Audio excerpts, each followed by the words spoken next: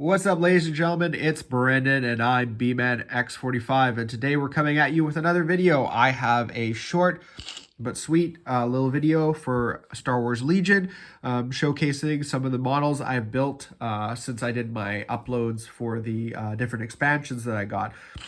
So I'm showing you basically the built model, as well as I have used my airbrush to prime it. So I usually do a triple type of priming. So here's the infantry support platform.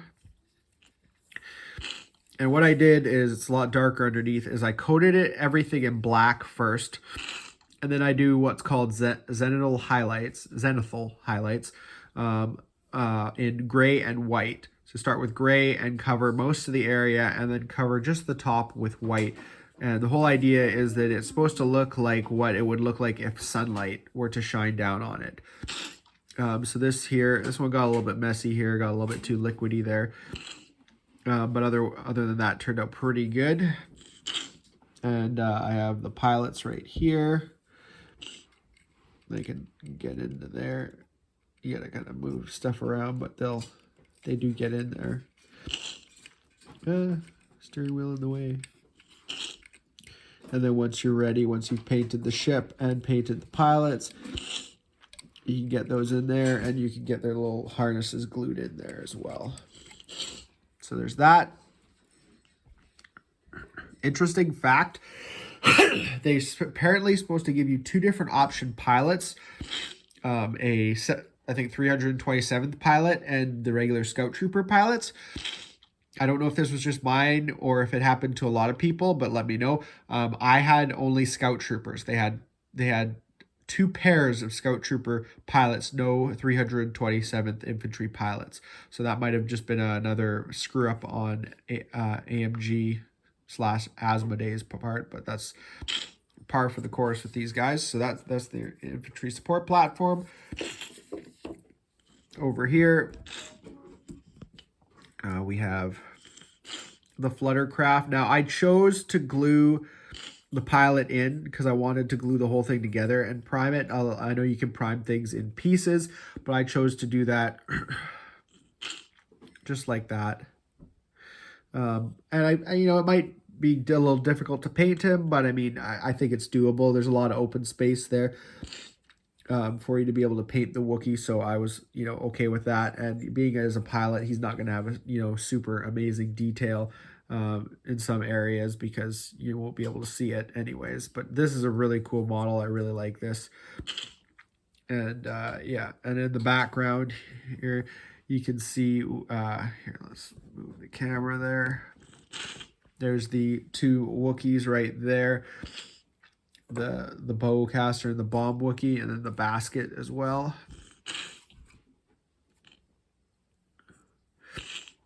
So you see darker underneath where the less light would hit.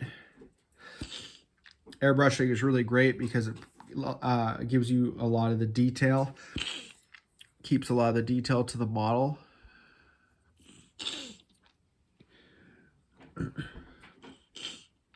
There's Yoda jumping darker underneath the cloak because you wouldn't expect to find light there. More light at the front.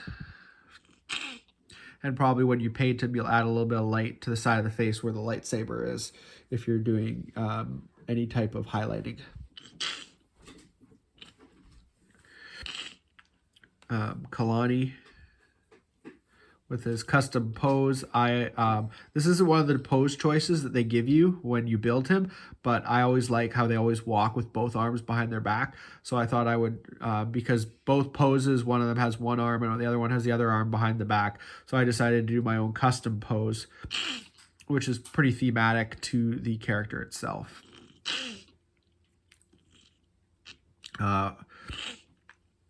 Over here, we're gonna have some bits and pieces.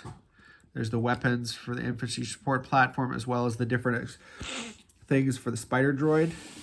And this is for the LAAT LE patrol craft.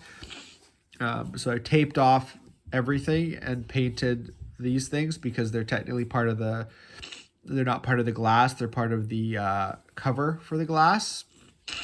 So I painted that and taped off the rest so it kind of protects it there. So masking tape, so that worked pretty good.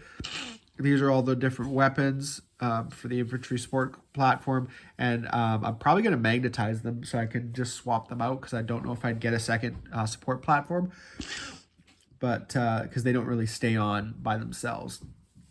And then these are the different options for the spider droid. So if I pan back over here, spider droid's right there. So I did not glue his head on. So it comes off, which is actually kind of nice because you can move it around. And it does rough up the paint, but I didn't really need to paint that part because you don't see it. And anyways, you can potentially leave that loose or even magnetize it. That's another thing to do is magnetize it, leave it loose. And then you got the spider droid. And what I've done is I've left this part here.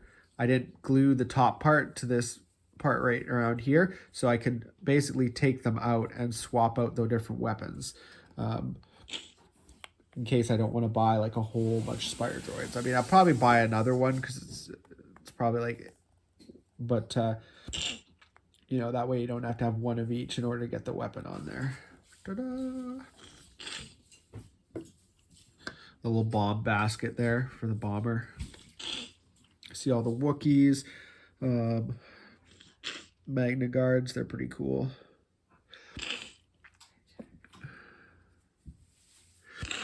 Again, you can see more darkness in the recesses of the cloak from the leftover black, lighter on top.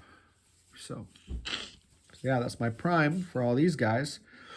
And last but not least, over here we have the tank, and it is a beautiful model. A beautiful, beautiful model. Yeah, so there's the tank. Looks really good, really big. It's like 8 inches long.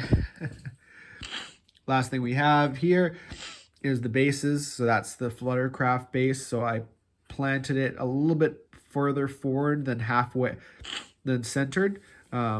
Just because that provides it so that the back end is not hanging out too much. And the front end is just hanging out a little bit, but not much. And I do like to kind of keep the front end not hanging out if possible. But with this one being so long, I like to have a little bit more of that back in there. So it's kind of centered over the base. So I planted it right there.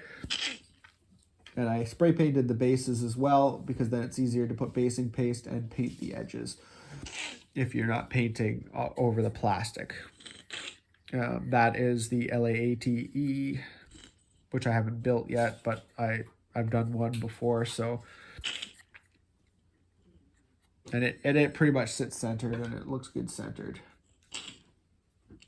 And then finally the other one, which I had to actually, if you see there, I had to pry it off because when I put this is the infantry support platform. When I put it on there after I did it, it wasn't quite centered. It was just cocked a little bit, so I had to quickly get it off and then put more glue down and reseal it, which is okay because I'd use basing paste, so it's going to cover this whole plastic piece, so you won't be able to see any of that.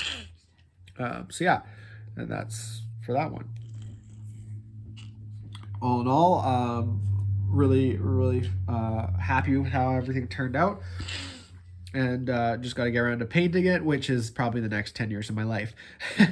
As someone who is not a master painter, but a perfectionist, I have a hard time painting as fast as I could because I want to do all the highlighting, all the detailing, and that stuff takes a lot longer for me. So it actually ends up making it harder for me to paint.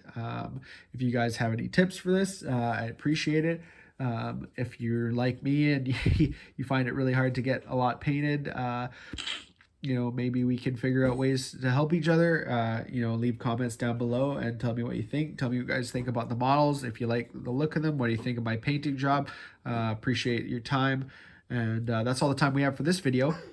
If you enjoyed today's content, be sure to smash that like button, subscribe to the channel, and hit the bell for notifications so you don't miss a single minute of the fun. That's all for now, folks.